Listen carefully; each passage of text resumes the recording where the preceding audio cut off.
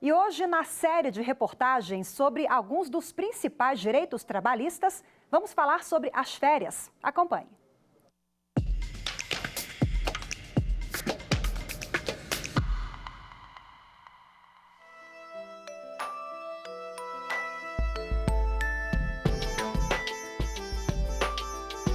Todo ano a família da Aline que viaja durante as festas de fim de ano.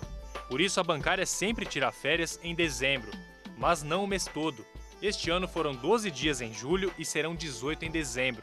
Geralmente na equipe tem uma escala de férias, então tem que conciliar o interesse de todo mundo, né? Em geral, os gerentes levam isso em consideração, por exemplo, quem tem filhos em idade escolar, quem não tem, dá uma priorizada e tenta dividir para atender a necessidade de todos na medida do possível. Com a reforma trabalhista, agora é possível dividir as férias em até 3 períodos.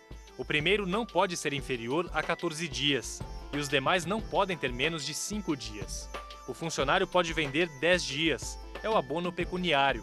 O empregado deve assinar o aviso de férias com no mínimo 30 dias antes do início do período de férias. A empresa, por sua vez, deve fazer o pagamento ao funcionário com até 2 dias úteis antes das férias. O trabalhador também deve receber 1/3 de férias, calculado sobre o valor do salário. Se ele for demitido antes do fim do período aquisitivo de 12 meses, deve receber o valor das férias de forma proporcional. Vale lembrar que o empregador e o funcionário podem combinar qual o melhor período para o empregado ter as férias, mas o poder de decisão é sempre do empregador. Há casos em que as empresas não vão funcionar, por isso optam por dar férias a todos os empregados no mesmo período. São as chamadas férias coletivas.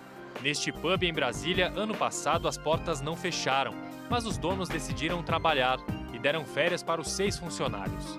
Aqui na minha empresa, nós chegamos no meio do ano e nós perguntamos para os funcionários se a gente pode dar férias coletivas lá para o meio de dezembro a janeiro, justamente que é um período onde Brasília não tem muito movimento, então nós conversamos com nossos funcionários e eles gostam de ter férias coletivas desse período porque eles podem estar viajando, né?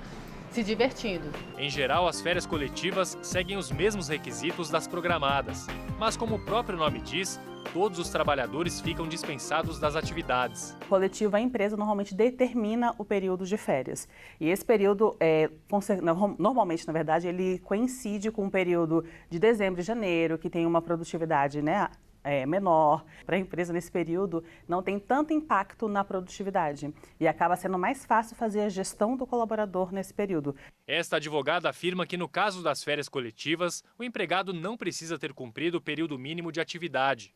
E lembra, quando voltar a trabalhar, recomeça a contagem para as próximas férias. As férias coletivas, elas normalmente são para todos os empregados, né? E a empresa também tem que comunicar com antecedência.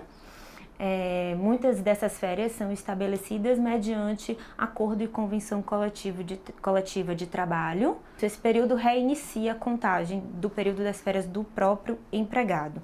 Neste caso específico, a contagem vai iniciar do retorno das férias coletivas.